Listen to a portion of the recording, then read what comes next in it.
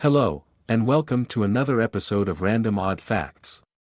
Today, we're traveling back in time about a century or so to bring you a few facts about 1920s era pop culture. Fact number 1, dance marathons were all the rage in the 1920s. During these endurance contests, couples danced, almost continuously, for days, weeks, and in some cases, even months in an attempt to win prize money. The fad got its start and New York dance teacher Alma Cummings waltzed around the Audubon Ballroom in Manhattan for 27 hours. Almost immediately, couples throughout America began breaking her record, and a trend was born. Fact number 2, Americans were obsessed with ancient Egypt. When archaeologist Howard Carter unearthed the ancient tomb of King Tutankhamun in 1922, he captivated the world. Before long, advertisers were tapping into the Egyptomania, gripping the world and introducing Egyptian-themed lipstick, jewelry, and cosmetics. This trend influenced fashion, entertainment, and home decor. In fact, the popular Art Deco movement of the 1920s was rooted in love for Egyptian motifs. The Egyptian craze even influenced President Herbert Hoover, who named his dog King Tut. Fact number 3, the first Miss America pageant was held in 1921. The first Miss America contest took place September 7 and 8, 1921, in Atlantic City. The competition was a marketing ploy intended to keep Atlantic City visitors around past Labor Day and bring in additional tourism revenue. The event included a parade featuring floats and pageant contestants waving to the crowds.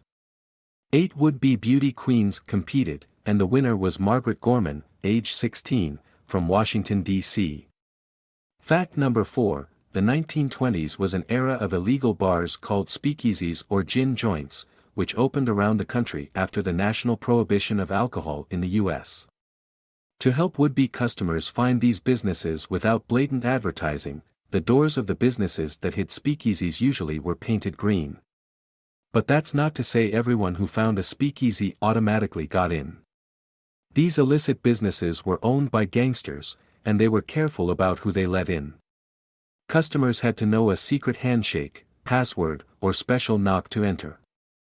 Not only were speakeasies known for their booze, but they also became centers for jazz music in cities like Chicago and New York. Fact number 5, 1920s beauty trends and treatments had a dark side. While some beauty trends of the time were rather creative, like having friends' portraits painted on fingernails and wearing shoe compacts, women also went to rather dangerous extremes for the sake of beauty.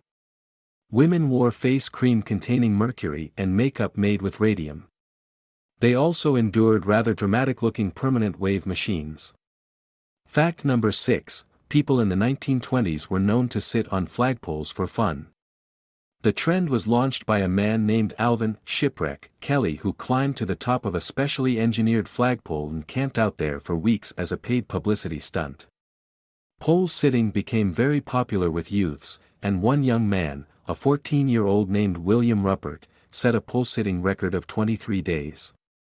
Fact number 7, you may assume that watching commercials became part of life when television got its start, but if you went to see a movie in the 1920s, in addition to seeing a cartoon, you may have been shown a commercial. It also was in the 1920s when modern advertising got its start in magazines, on the radio, and on signs and billboards. Fact number 8, while comic books featuring superheroes wouldn't arrive on the scene until The Phantom was introduced in 1936, adventure strips were hugely popular in the 1920s. Favorites from the time included Buck Rogers, Tailspin Tommy, Tarzan, and Wash Tubbs and Captain Easy.